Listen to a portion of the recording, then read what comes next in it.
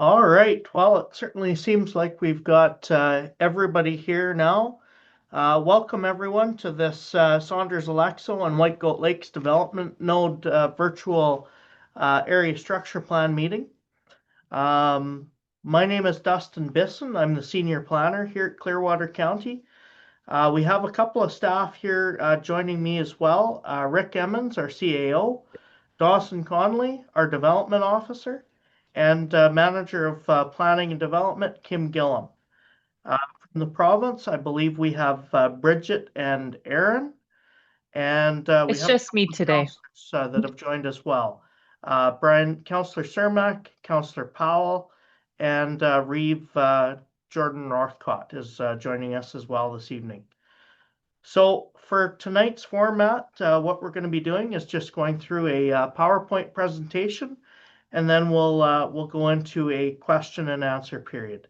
I would just request, unless you're speaking or asking a question, to please keep your cameras turned off and your mics muted, just for those that may not have the strong enough bandwidth to pick up on this presentation.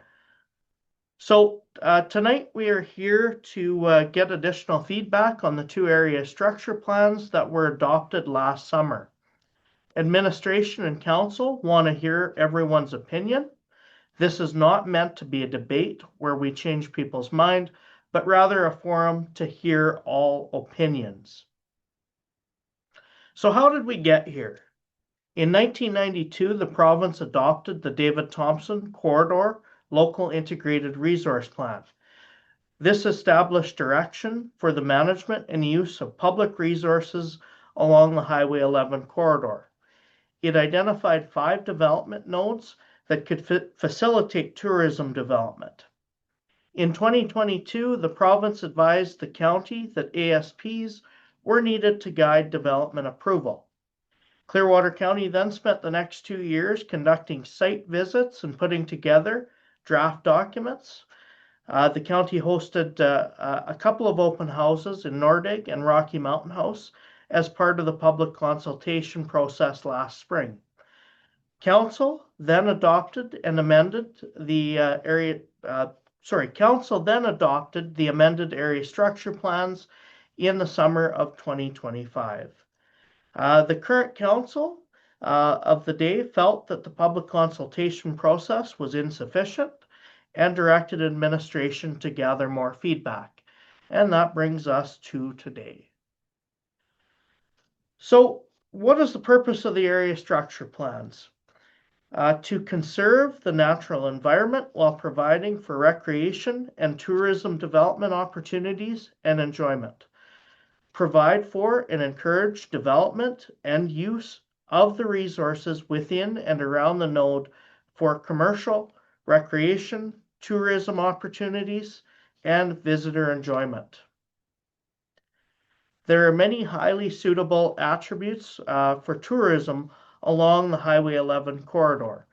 And just to name a couple of them, so you have access to the highway, David Thompson Highway 11, the Abraham Lake ice bubbles in the winter, trails and trailheads, historic Nordegg, the Tauntaun Trestle. So the main goals of the area structure plans are to provide for and encourage the development and use of the resources for commercial recreation and tourism enjoyment, as well as to conserve the natural environment while providing for commercial, recreation, and tourism development and use. Cluster development to take advantage of development efficiencies and to share amenities. Maintain the function and integrity of the David Thompson Highway. So this is the Saunders-Alexo node that we have pulled up on your screen right now. There are a number of land use components within the nodes. So the natural landscape is the first one. The dominant land uses are woodlands, streams, wetlands containing a variety of vegetation and ecosystems. There's diverse topography, hills, ravines, steep embankments, and level to undulating lands. Sensitive areas include historical areas, lakes, wetlands, streams, waterfalls, ravines, steep escarpments, and banks, as well as riparian lands and critical wildlife areas and corridors. At least 80% of the development nodes is allocated as natural landscapes to promote the retention of the diverse natural environment attributes and sensitive areas. Amenity sites, lands suited for public use and enjoyment, including day use parks, special viewing points, historic areas, and transition sites, such as trailheads and rest areas. Facility cells. This is land suitable for commercial, recreation, development in the form of fixed roof accommodations and campgrounds, as well as other related commercial facilities and public services, including cabins, country inns, guest lodges and resorts, retreat centers, hotels, motels, campgrounds, and staff accommodations.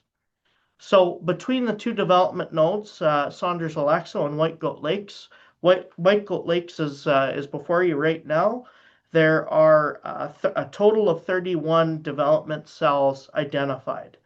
16 of those in the Saunders-Alexo development node. 3 of those are currently have leases over them. Those would include Camp Alexo up in the western portion. The Alberta Transportation gravel pit lease down in the south central portion. I believe it's identified as S5. And then the Old Timers Campground in the East Saunders, where the East Saunders town site was located. And that's identified in the S4 area. When it comes to the Whitegoat Lakes, there are 15 development cells. 4 of them are currently developed with Rocky Hellies down at the south end, the David Thompson Resort, kind of in the central portion, and then Orem Lodge up in the north eastern portion of the node. And then over in the southwestern portion, we have the Mackenzie's Trails West down here. And then I believe there is also a lease where there's another Alberta Transportation gravel pit up in identified as NE1. Some linear, jumping ahead here. Some linear support features include the roads such as the David Thompson Highway, access roads which intersect the highways, and local roads which intersect the access roads and other local roads. Trails, there are various forms of primitive, semi-developed, and developed trails. Many within the nodes are pathways and not improved trails. The trail system does include the Rocky Mountain House to Nordegg Rail Trail. Monitored use of trails is not permitted within the Whitegoat Lakes development node. And I would just note that at full development, the facility cells in both nodes could possibly accommodate a total of 5,000 overnight guests at full build out.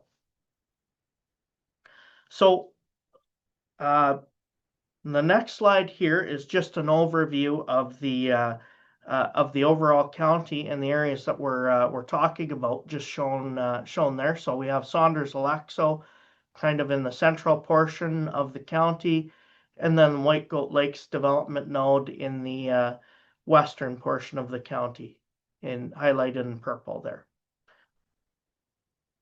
So key tourism directions for the nodes are to provide for a variety of recreation activities and experiences, provide rest and activity areas for day and short-term stay visitors, along with the traveling public, and encourage forms of accommodation, as well as to promote the nodes as a visitor destination.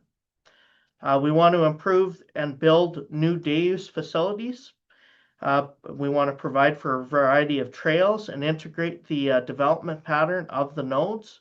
We want to encourage both public and private development, and we want to utilize the scenic natural resources of the nodes to attract and accommodate sustainable recreation and tourism. So utilities, proposed development shall have conditions requiring provisions for any or all of the following: water, wastewater, electric power, heating, stormwater management, garbage disposal, and other specified systems. Roads, access to commercial development will be at the cost of the developers. Cost of roads to public areas are to be negotiated between the province and the county.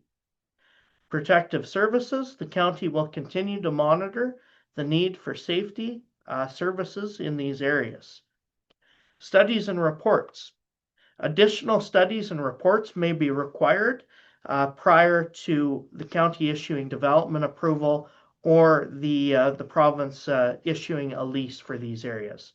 And these reports may include strategy for public and private investment to provide for and maintain infrastructure, public recreation facilities, implementing the environmental education and historic appreciation programs.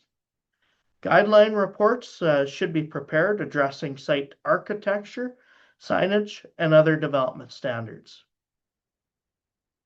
Some development challenges that we see: highway intersection improvements, upgrades and construction of new access roads, utility services, power, water, wastewater, communications, the setback line that's located parallel to Abraham Lake, and the development lease process.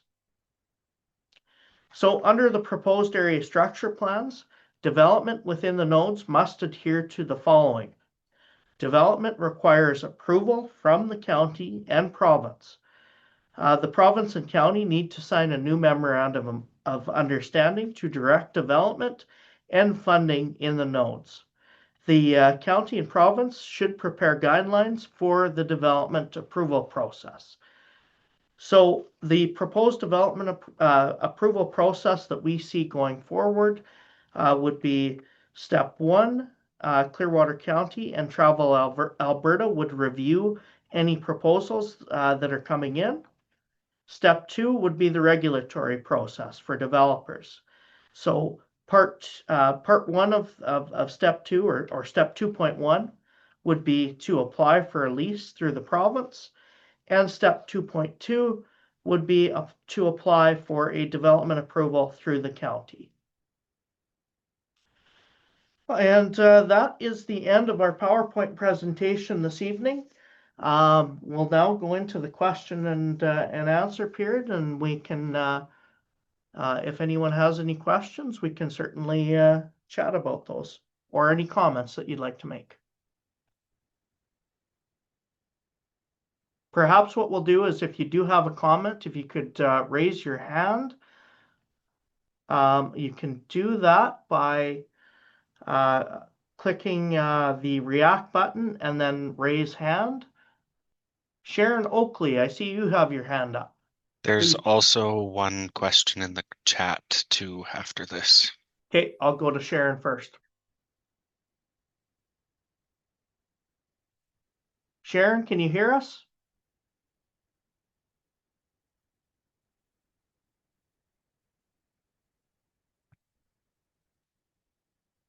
I'm not sure if your mic is muted or what's going on there. Perhaps I'll go to the chat then. From Lynn Webster, we have: if the county decides not to move forward with this initiative, will the province proceed regardless? Perhaps if I could turn that one over to Bridget from the government. Sure. Can you hear me? Yes, we can hear you. Perfect. So I guess one thing I want to clarify before I try and answer that question is, when you say move forward with this initiative, are you referring to rescinding or amending the area structure plans, or if there were no areas? Okay, rescinding.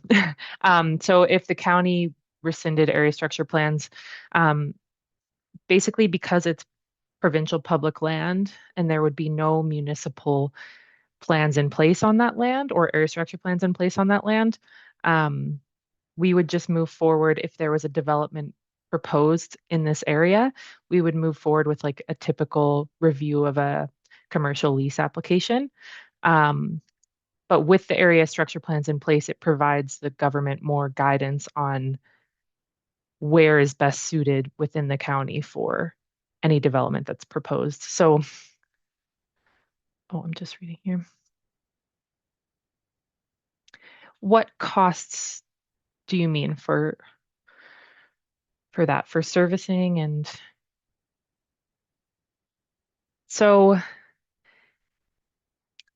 I guess it's a bit of a question that depends on what development would be proposed.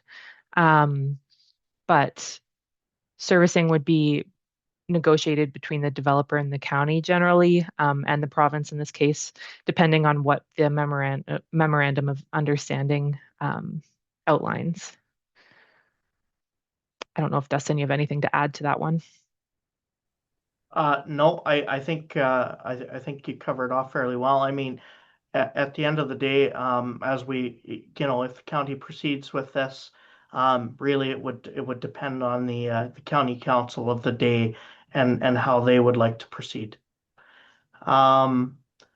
Sharon, I'm going to try again here. I'm not sure if you've got, it looks like you've got a mic set up now. Can you hear us?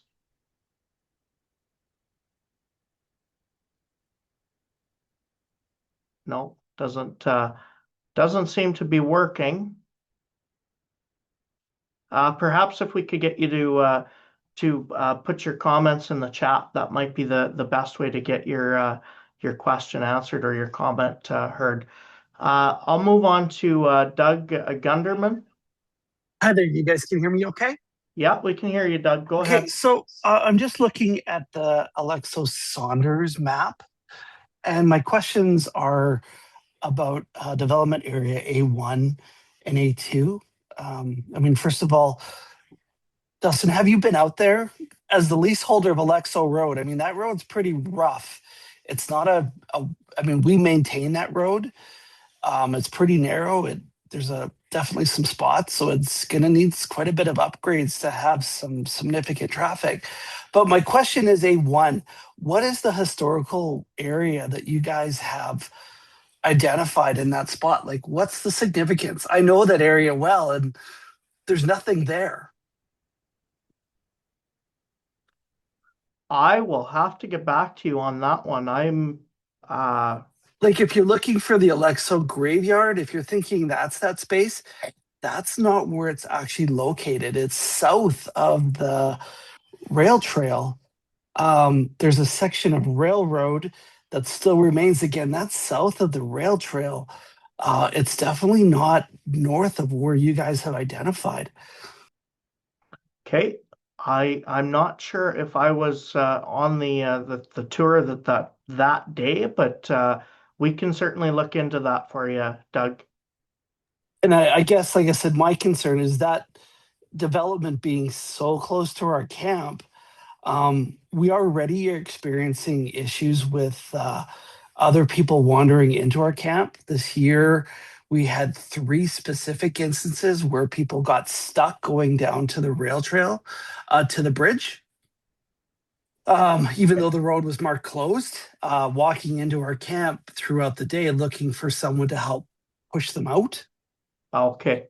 And so to have this kind of development so close to our kids' camp, the type of camp and the nature of the camp, access into it is pretty, you need to be kind of screened and have guests. To have close proximity of public, it's a bit of a concern for us, because then suddenly we're going to have people wandering in, and literally A1 is right on our boundary. Yeah. Okay. Okay. Thank you for the comments. We'll definitely look into that for you. Okay. I'll go to another question in the chat here from Weston Nelson. What is the definition of commercial development? So that goes back to the facility cells. So when it comes to commercial development, we're looking for commercial recreational development. So this would be in the form of fixed roof accommodations or campgrounds. So, for instance, cabins, country inns, guest lodges and resorts, retreat centers, hotels, motels, and campgrounds. Um, let's just keep moving down here. What is the plan to increase the capacity of the county staff to manage these RFPs and monitoring of construction in addition to existing construction in the county? That's something that we would need to address, I guess, as development started to take place out in the West Country. I don't foresee, you know, certainly when it comes to planning and development and receiving approvals and things like that, I don't see this happening overnight where we would have an influx of development approvals. I believe that we would the staff that we have would be able to administer the planning policies that are in place with what we have. Any other questions from anyone with their hand up? I don't see any. Oh, Weston Nelson, you've got your hand up. Yeah, can you hear me? Yep, we can hear you. So I guess my main struggle is the thing that's most attractive about a lot of these areas currently is that they're undeveloped. So what is the urgency to put development in them? Because once it's commercialized and regulated, it loses its appeal and it turns it into Jasper. That's the nicest part that this area has to offer is its publicness and lack of commercialization, I guess. So are you guys obligated to regulate and commercialize this, or is it an option to leave a lot of it alone and just put some basic infrastructure in and leave it the way it is? Absolutely. It's, these plans can be amended. They have been adopted. So this is what's currently in place, what you see, but they can absolutely be adopted and they can be amended and readopted. When it comes to, I guess the history on these, this all started back in 1992. The whole idea was Nordegg would become a service center for the 5 other development nodes out in the West Country, and those other nodes would be included Chunda Goldeye, Bighorn Canyon, as well. At the end of the day, it's come to, I guess, over the last couple of years, probably since COVID, that we've seen the large influx of tourism that's taking place out in the West Country, and with the current provincial government that's in place, they have indicated that they would like to see Alberta tourism dollars increase to $25 billion per year, and so that's something that has spurred them to look into this area and to focus on this area for growth. Does that answer your question, Weston, or did you have more? That answers my question, I guess. So to a point, I guess what's your guys' obligation to doing it and what are your goals in doing it? Because I personally love the area the way it is, and I've just seen how areas similar to this get commercialized and it essentially gets ruined for the people that don't want to deal with city centers. That's why I don't go to Jasper Banff, because Sure. So I guess the way that administration looks at this is from the county's perspective, and I believe this is a provincial perspective as well, is the current how the area is currently being utilized now is not going to be sustainable moving into the future. You know, we've seen increase in tourism over the last number of years. You know, it's from the county's perspective, when it comes to clustering development, it becomes easier to enforce and easier to control the users. And so that's something that we're looking at as part of these developments. And Development. then one last question. How is it gonna affect motorized use, I guess? Because myself, I've been riding out in the Nordegg area for 20 years. The rail trail was a phenomenal addition, and I applaud everyone that was involved in it. And I know that's attracted a lot of people out there. And the nice part about going to that area is being able to utilize Nordegg, Bighorn, Saunders, and everywhere in between. How is this going to affect? Because from my experience in the past as well, it's a ticking time bomb till this gets shut down for hikers. Yeah.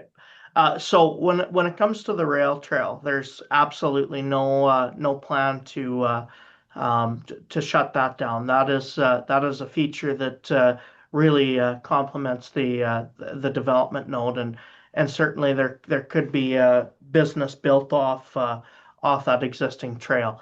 So there will be no changes to the rail trail.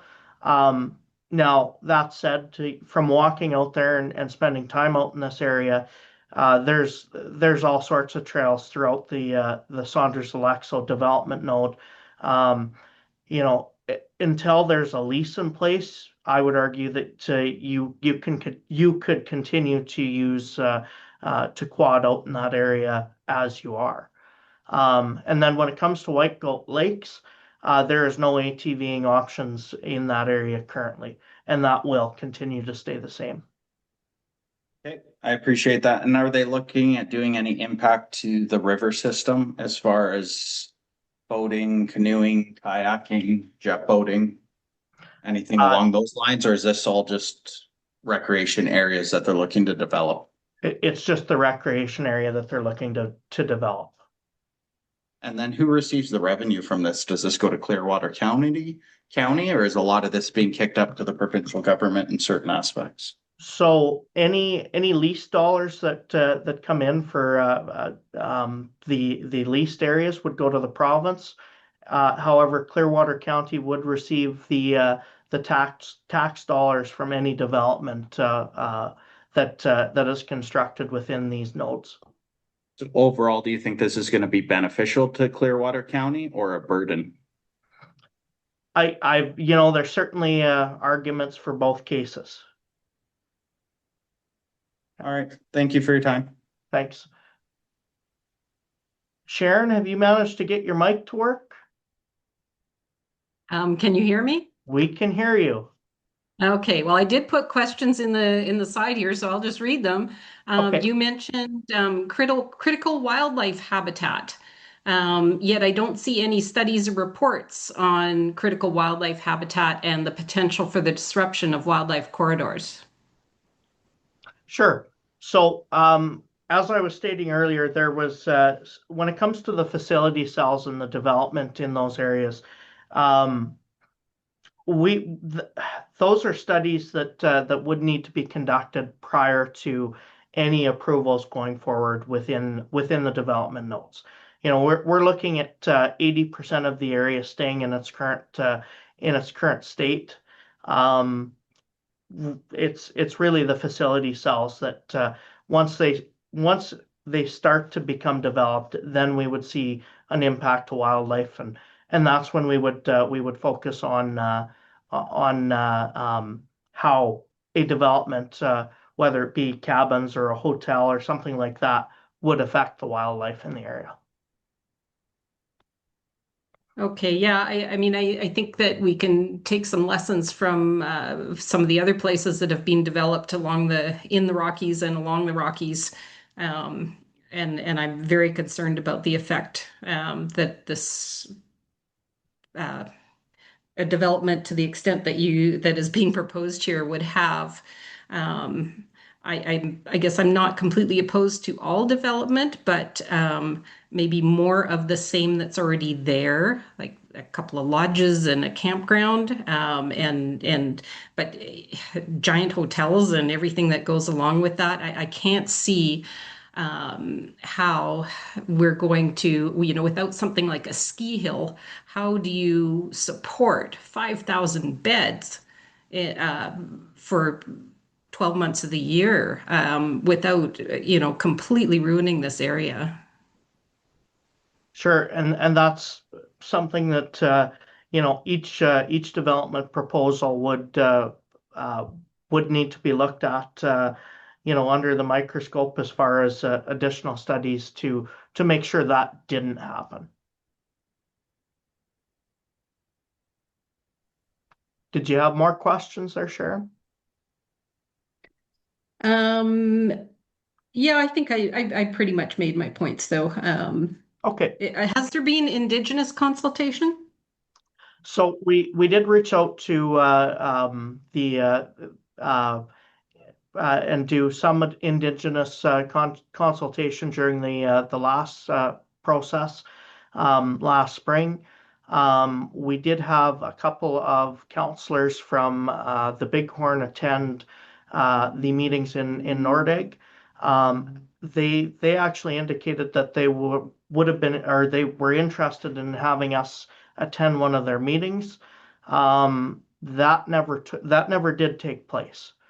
But we did hear some comments, and we did send referrals to them as well as to the Métis Nation of Alberta.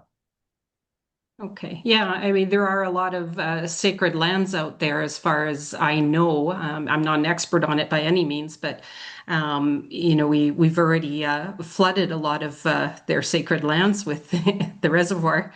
I think Indigenous consultation is extremely important. Absolutely. All right, Wade Ulmer, I see you've got your hand up.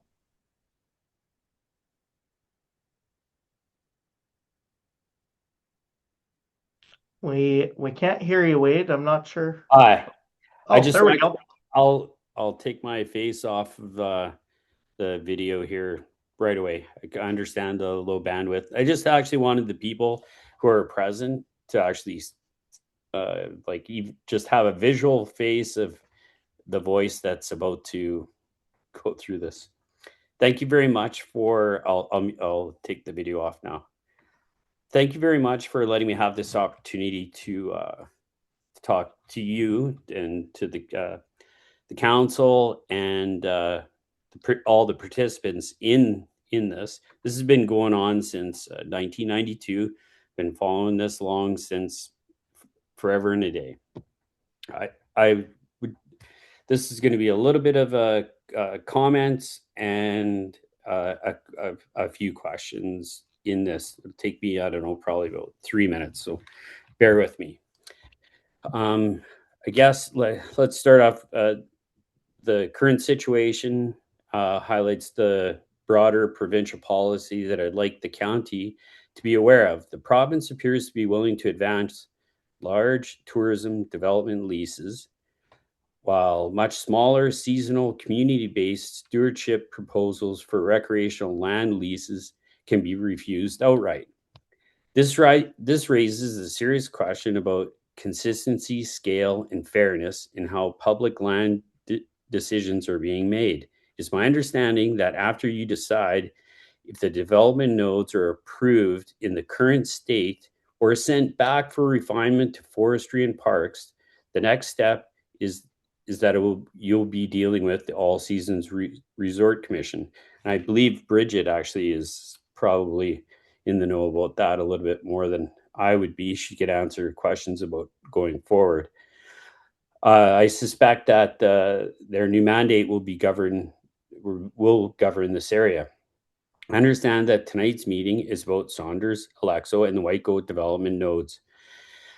We have a non-for-profit society that is currently before the Lands Appeals Board for a small recreational land lease that has no cost to the county, the province, or the user. Albertans working for the betterment of the province we live and work in. In the county of Clearwater, residents are being asked what kind of recreational future they want. That conversation should not be limited to whether they accept large-scale development nodes. It should also include whether there is room for smaller, locally rooted, public interest recreational models based on Jason Nixon's own Crown Land Visions document, which we have done. Now, I ask the council and the concerned citizens, do the constituents of the county want these large-scale developments and the potential displacement of current users in the area as it exists today in favor of a higher volume, Canmore-like recreational experience geared towards, and I'm quoting from the July 8th council meeting from the director, geared towards out of province and international visitors because that's where the big bucks are coming from. If council believes this county needs a recreational model that includes small community-based stewardship options, not just large destination-style developments, I hope the council and the attendees will communicate this clearly to the Forestry and Parks and Minister Todd Loewen. Always remember, you vote for your representatives. Companies and chain outlets do not vote people into office. You do. Thank you very much for letting me have my say today, and I'll stand by and listen to anything anybody else has to say. And if anybody has any questions whatsoever for me before or after this meeting, my email is ready for anybody. Thank you. Okay, thank you, Wade. I'm just going to read a couple of the comments and questions that are in the chat just to catch up there, and then I'll go back to those of you that have your hand up. If Clearwater County is involved, it would give the residents and public an ability to present their views. And that is from Karen Waite. And then from Weston Nelson, what is the main purpose of the ASP? Why is it required to add more regulation and development to the current natural areas? So again, I believe I answered that earlier with the number of tourists that are in these areas. If it with clustered development, it's good land use planning. It's easier to enforce and deal with some of the issues that are happening, and it's a way to control some of the users. And then I will go to Karen Waite. I see you have your hand up. I do, and this kind of goes to the overall plan. I understand, and this, correct me if I'm wrong, that Nordegg, they want them to put some infrastructure in place because Nordegg is going to expand whether they like it or not. And they need to have the infrastructure in place so they're not like Canmore, is my understanding. And right now, Canmore is struggling with all the buildings and all the people who are going there all the time. We don't want a Canmore, but it is going to get bigger whether we want it to or not. So this plan will help put that infrastructure in place. Is that part of that? That is absolutely what the consideration is for these area structure plans. Absolutely. Yeah. The other thing is, I know, and I'm as with Doug Gunderman, we love Camp Alexo, and it's great for the kids. And there has been a few things that are people crossing the border into that and not realizing when they're quadding that they're going onto the Camp Alexo site. And most of the signs are out there and you can see them, but they're not always looking. So having anything too close to any of those kind of camps might be a problem that they have to take into consideration. The other thing is there's going to be a certain amount of development out there, whether we like it or not. This way we can keep a handle on it, is my understanding. And we can try and keep ahead of it so that it doesn't just go to the big business way of life. That's just my thoughts. Okay, thank you, Karen. Thank you. Henry Madsen, I see you have your hand up.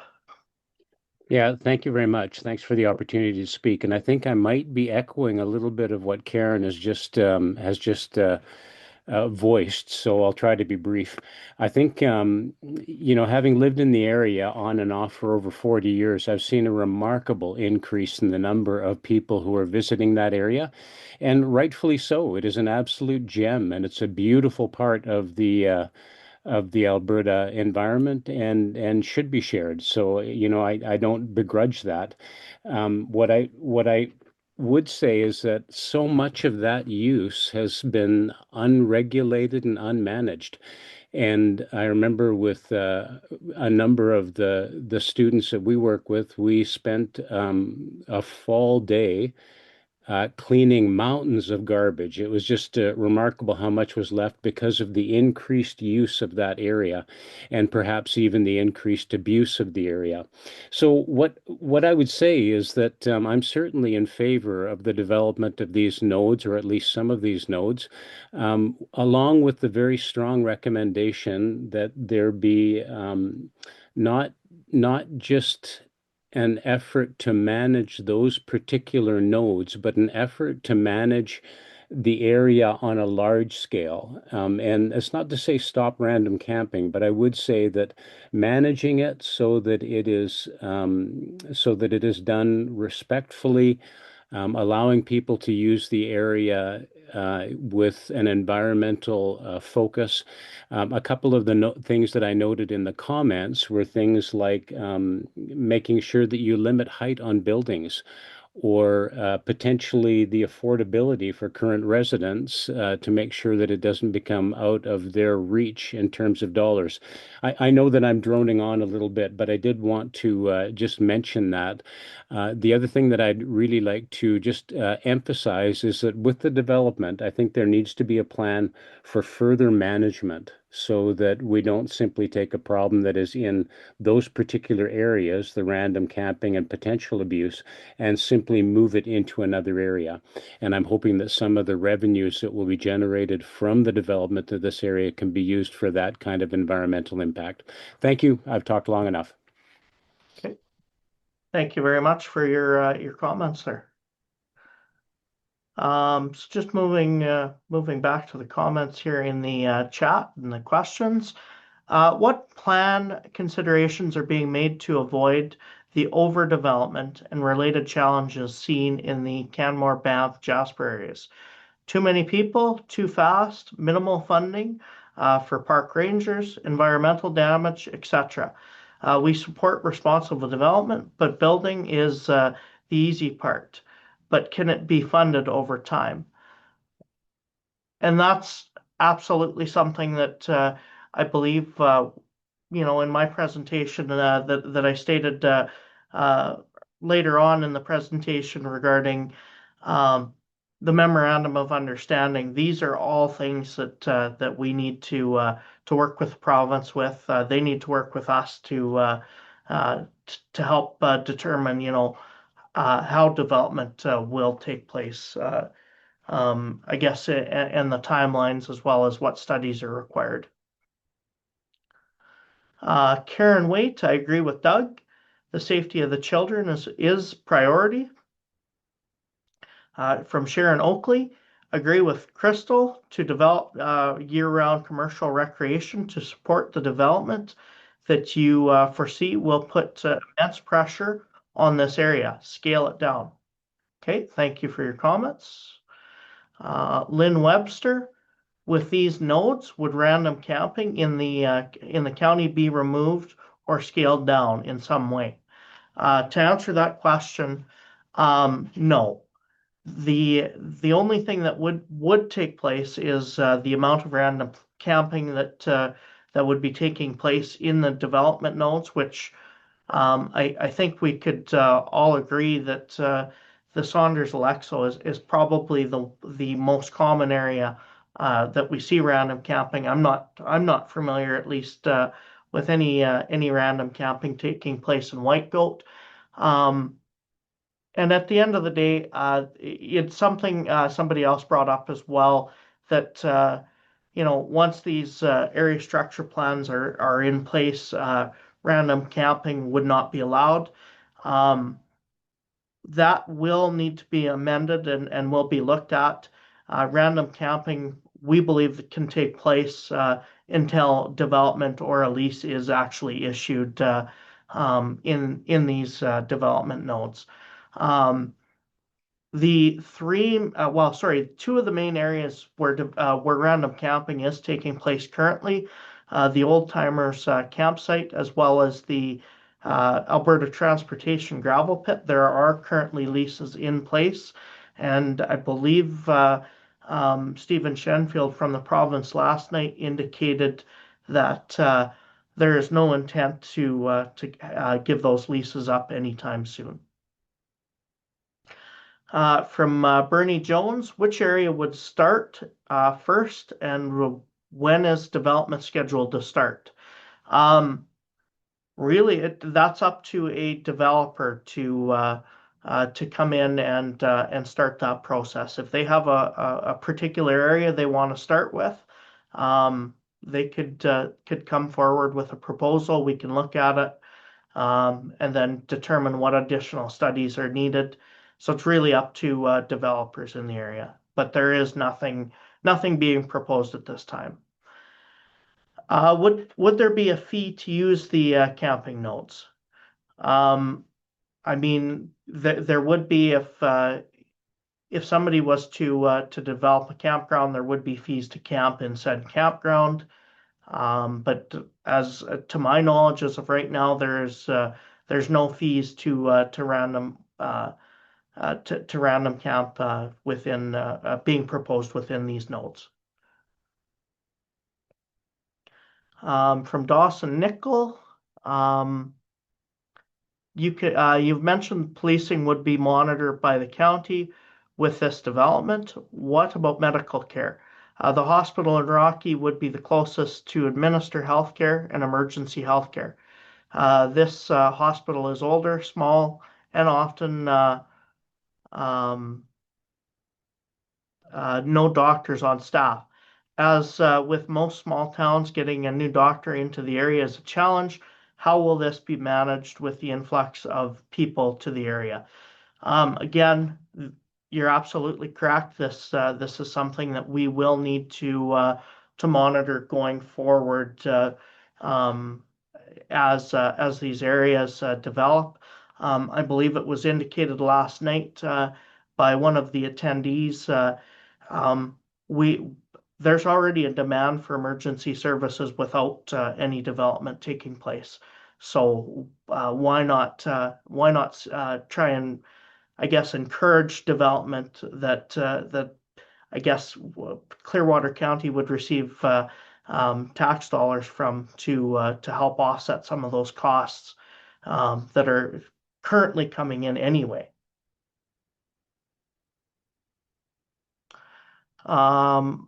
From Colleen Dwyer, I think the biggest thing to remember regarding the current issue of whether to keep, rescind, or amend these ASPs is that there isn't immediate plans to do anything. But if in the future a developer applies to the government of Alberta for a lease, having the ASPs in place allows the county to have a say in where the development can happen. If it is not in place, then a future developer can apply for a lease wherever, and it's up to the government of Alberta to review without a real say from the county. Am I understanding this correctly? Certainly right now, it's our understanding from the county's perspective that a development permit is required for any development to take place in the development nodes. Perhaps I could turn it over to Brianne to maybe clarify that. Or sorry, not Brianne, to Bridget with the government to clarify that.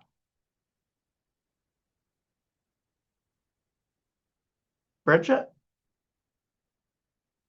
Sorry, I was muting myself. All good. So sorry, the question is just to clarify if we didn't have these ASPs in place, or if we do have them in place, will the county have a say in any development that goes forward? Is that kind of the question for clarification? That's correct. So I kind of mentioned this earlier, but I guess as with the ASPs in place, there is the memorandum of understanding that's currently in place with the county and the government, and a new one would be created in order to ensure that the county kind of, I guess, has a seat at the table when the government is reviewing any development permits that come forward. After provincial approval would happen, then there would still be requirements for municipal approvals for like development permits and building permits and that. And that's the case whether or not there is ASPs in place. But I know I learned from a previous session that there are some land use districts within the county's zoning bylaw or land use bylaw that allow or that have the county as a development authority, and there are some that are on public land where the province is the development authority. So it really depends on exactly where a development would be proposed. But in general, both levels of approval are required on public land. Okay. Sorry, I just scrolled down and seen you tried to answer that in the chat. So Karen Waite, so each application would be assessed on their own basis or merit, on their own merit. Yes, that is correct. So each individual application that comes in, we may require additional studies, environmental impacts, historical resource studies, things of that nature. There are a number of studies that we can ask for before any sort of development permit is issued. One of the assets of the Nordegg camping area is the affordability for Albertans. Can this be something to consider when developing the nodes, campsites versus hotels? I mean, it's at the end of the day, it's up to each individual developer how they want to proceed with development. But this is certainly something that council does need to consider when it comes to adopting or amending the area structure plans. From Chris G, I think a limit on height of any commercial buildings would help a lot here. That could keep development to lodges instead of hotels. I agree with others that some development is good, but massive commercialization is not wanted. Thank you, Chris. Sharon Oakley, agree with Wade. The proposal is geared to industry and profit. There has to be a better way. Colleen Dwyer, as a county resident for the last 50 years, as well as running a large hotel in Rocky Mountain House for over 20 years, I am in favor of keeping the ASPs in place as they are. I feel that as a community, we should have input in any future development. I am also in favor of future development for tourism. I know I've got something right in the way of your notes here. I know that with the county having a say in that development, it would be controlled and managed for both economic and environmental sustainability. I don't foresee the West Country turning into a future Canmore or Banff Jasper with the approval of development in the county hands. This would also hold future councillors accountable. Lynn Webster, I agree with Colleen. I think it's super important that the county has some control here. Otherwise, it could be a free-for-all. I am super concerned with emergency services. We can't keep up in the west in the summer, let alone adding to that population. Chris G, fundamentally, we must keep control of the development level and speed in the hands of the residents and county. From Wade Ulmer, by the way, our group has passed First Nations consultation and received letters of recommendations from the county, MLA, MP of the province. However, we were stopped, still refused, because the province wants high-end tourist destinations and not deal with groups working for ethical, not monetary. Okay, thank you, Wade. From Felipe, great idea on the height restrictions for structures. Colleen Dwyer, in my opinion, in regards to emergency services, I agree. It is a very valid concern. I think with the ASPs in place, we would be able to focus growth in areas that would limit search and rescue to a certain extent. I think that we would also have input into better education programs and safety signage. Thank you. Simon Dyer, I am concerned the nodes are very piecemeal. They probably only represent 2% of the county's crown land. Land use planning for the other 98% is stalled. It was started in 2014 and hasn't been finished. Can the county please remind the province they have not kept their promise, and it's a big gap. Simon, perhaps you could add some more context to this. I'm not sure what you're referring to as far as the province not keeping their end of the promise. And then from Greg Evans, what would be their plan for emergency services? For example, ambulances and hospitals, as our one hospital is stretched to its limits as it is. Again, I go back to earlier in the presentation when I stated that these are absolutely things that would need to be monitored and need to be addressed as development takes place. Simon, can you hear me?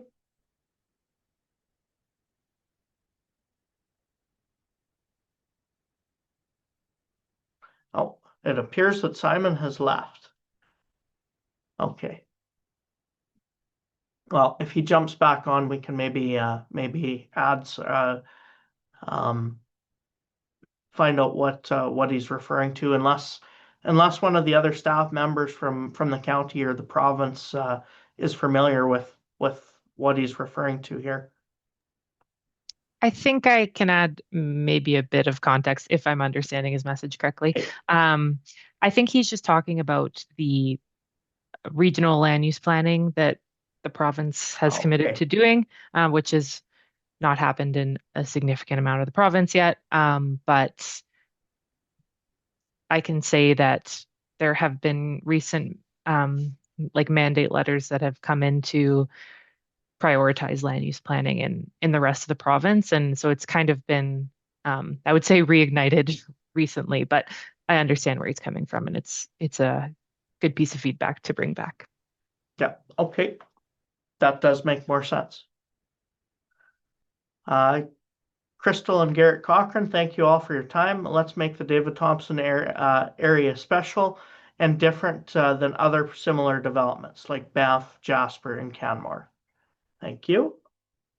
Any additional questions that people have? Please, again, put your hand up and we can chat, or you can send in a message over the chat if you have comments or questions.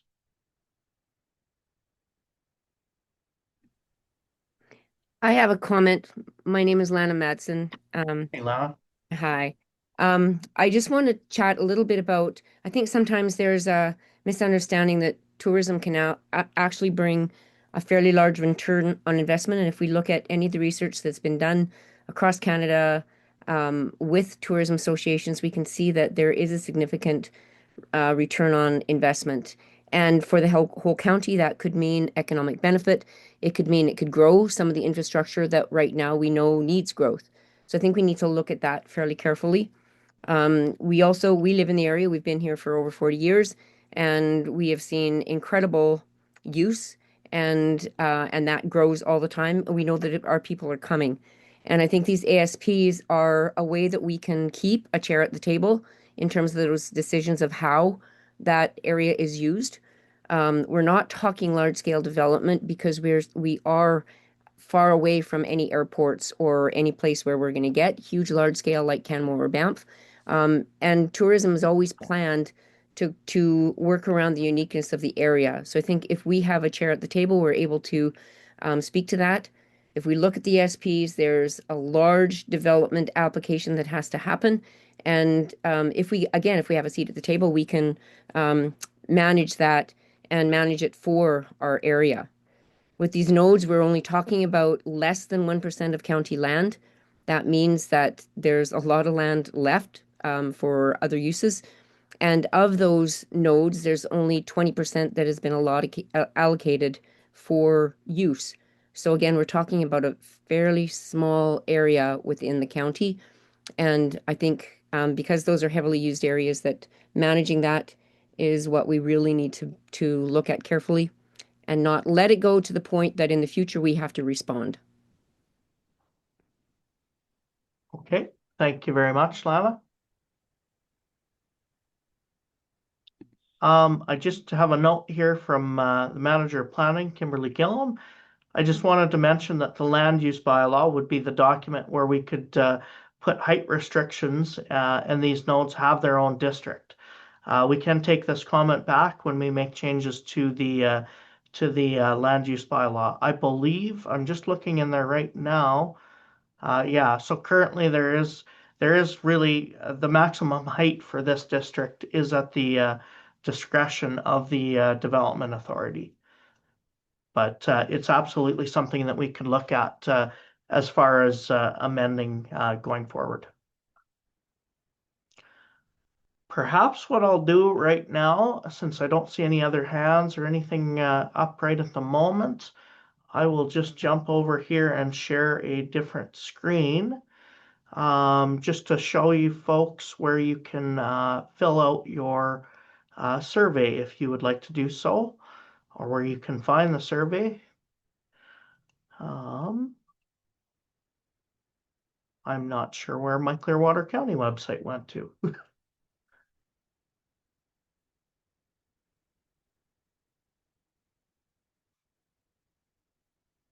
All right. There we go. So as you can see, when you open up the Clearwater County website, there's an area up at the very top that talks about area structure plans and public engagement happening. If you click read more, you can scroll down to this area here where you can take the survey. We've had a number of people take the survey already. And obviously we would love to have everybody do this survey so we can present this feedback to County Council through a What We Heard report moving into the at some point in the future. So if you click that survey, it brings up the survey. And all right.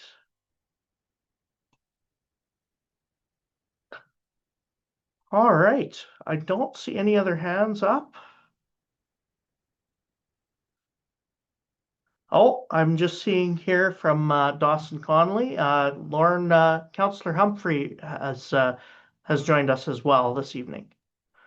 So thank you for joining us, Lauren. Councillor Macaulay has also joined. Okay, thank you, Dawson.